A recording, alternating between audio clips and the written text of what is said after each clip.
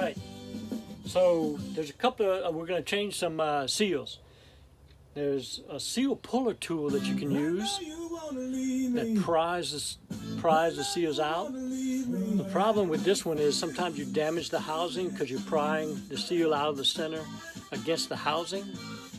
So I'm going to show you a T-mic trick. T-mic tricks are good.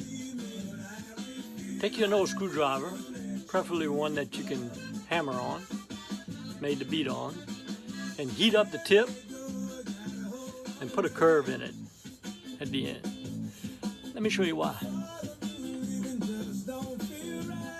Here's the gear case bearing carrier. I've already started the seal coming out of here. We'll finish it off. You can take your, bend it in of the screwdriver down here at the center and catch the seal with that bent part.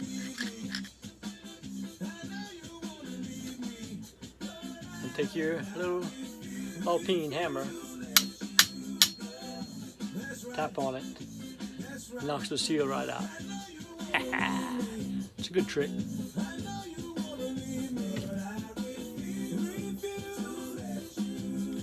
Well, now that we got it out,